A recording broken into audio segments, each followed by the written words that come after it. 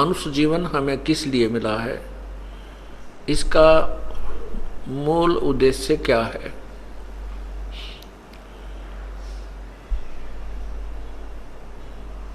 और वो फिर सत्संग के अंदर ही उसकी जानकारी दी जाती है।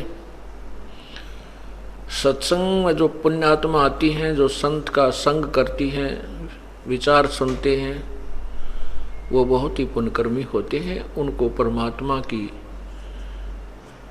परमात्मा का विशेष सहयोग प्राप्त होता, तभी वे सत्संग तक पहुंच सकते हैं। अन्यथा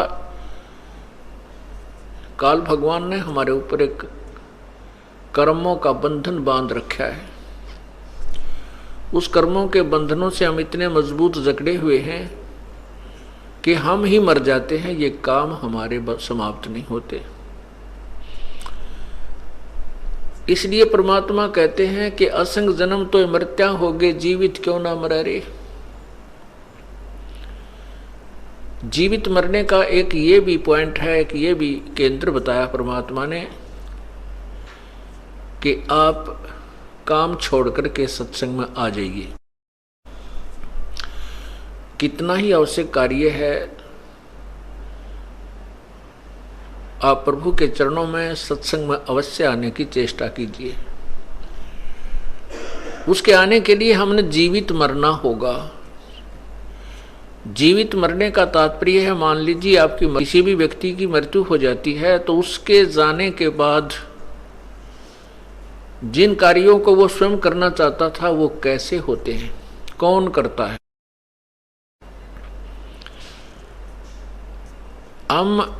वो तो सदा के लिए मर जाता है, फिर नहीं उस परिवार में आता। और हम 3 दिन मरते हैं, फिर चले जाते हैं वहीं पर। तो उस दौरान जो काम होगा आपका, वो परमात्मा करता है या नहीं करता है। हिम्मत सी करनी पड़ेगी। प्रारंभ में तो ये थोड़ा कष्टदायक लगता है, और फिर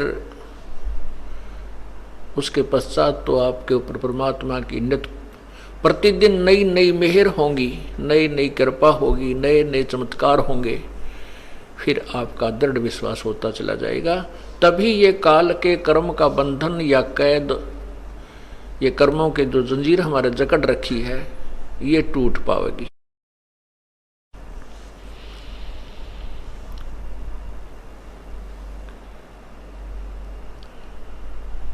इस काल ने तो हमें ऐसा भ्रमित किया हुआ है कि हम सोच भी नहीं सकते।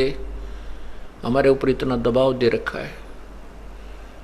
हमें ये पता भी होता है कि हमें हमारी मृत्यु होनी है, लेकिन हम इस अटकल पर अटके हुए हैं कि अभी नहीं मरना है हमने, क्योंकि हमारी आयु अभी इतनी है।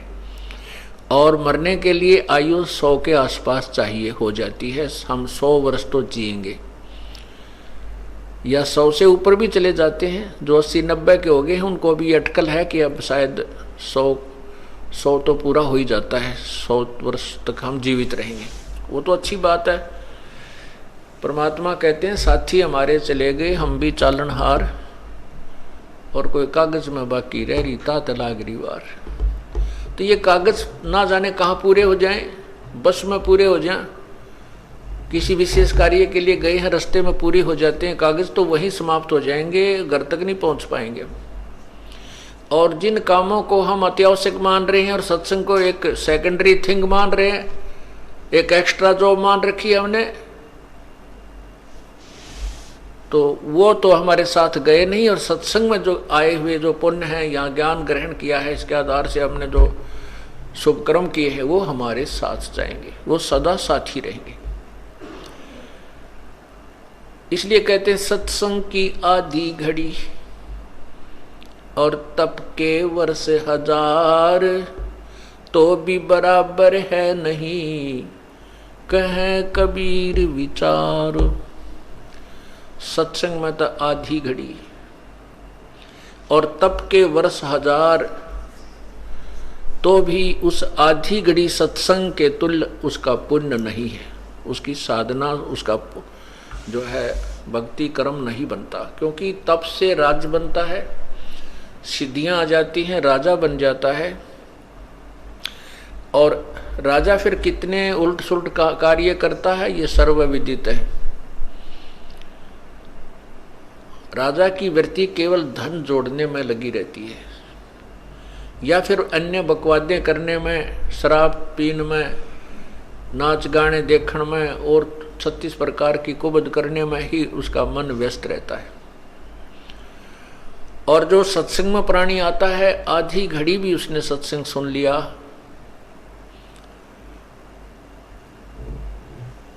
तो उसको कितना पुण्य होता है। संत मिलन को चालियो तज माया अभिमान, जो जो कदम आगे रखें ओहे यज्ञ समान। सत्संग में आधी घड़ी भी कोई बैठ गया तो उसके आने के लिए मैं जो वहाँ से लेकर चला है अपने स्थान से यहाँ तक जितने भी उसके कदम रखे गए, वो एक एक कदम एक यज्ञ के तुल्य है। और यहाँ तक उसने कितने कदम रखे, इतने यज्ञ का पुण्य उसको प्राप्त हुआ।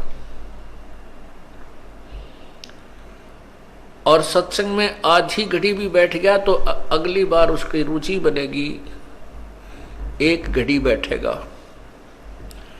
क्योंकि कहते हैं तुलसी पिछले पाप से हरि चर्चा ना भावे, जैसे जबर के वेग से भाई भूख विदा हो जावे। जिस प्रकार किसी को जबर हो जाता है और उस जबर के कारण उसकी भूख समाप्त हो जाती है, भूख नहीं लगती, वो मनुखा दाख, किशमिश, सेब, संतरे, काजू, बादाम, अखरोट खाना जो प्रतिदिन आहार करता था, वो सब कड़वा लगने लग जाता है। न तो रोटी कड़वी है, ना सब्जी कड़वी है, ना मनुखा दाख कड़वी है, ना सेब कड़वी है, ना संतरा कड़वा है। वो बुखार की उस शरीर की व्यवस्था जवर ने बिगाड़ दी। उस जवर के प्रभाव से उसको मीठी वस्तु भी कौड़ी नजर आ रही है, कौड़ी महसूस हो रही है, कड़वी लग रही है। तो जिस प्रकार बुखार को नॉर्मलाइज करने के लिए, बुखार रोग को नष्ट करने के लिए कड़वी दवाई ही खानी पड़ती है, गोलियां खानी पड़ती है,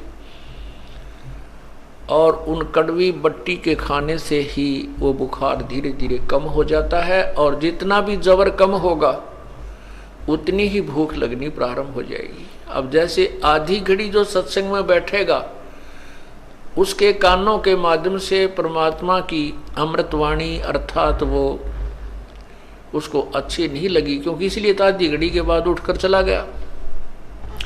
लेकिन आधी घड़ी में जितनी दवाई उसके अंदर प्रवेश हो गई है, उसने अपना काम अवश्य करना है, और उस पर वो मंथन भी करेगा, विचार भी करेगा, और फिर वो पुण्य जो उसका बन गया वो उसको कभी ना कभी फिर इधर घसीट ही लाएगा।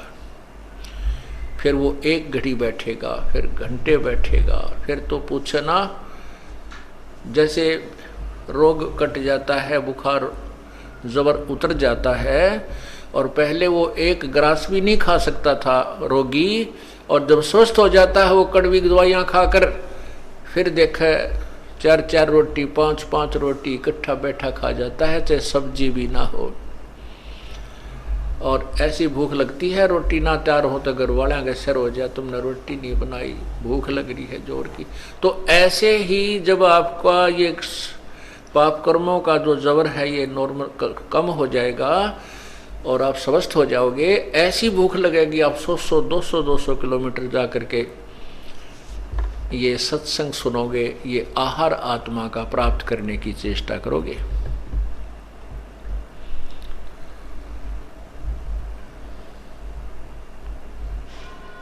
इसलिए परमात्मा कहते हैं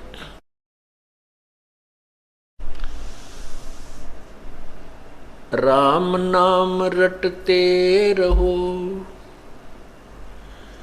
राम नाम रटते रहो, जब तक घट में प्राण, कब हो तो दीन दयाल के बिनक पड़ेगी कान।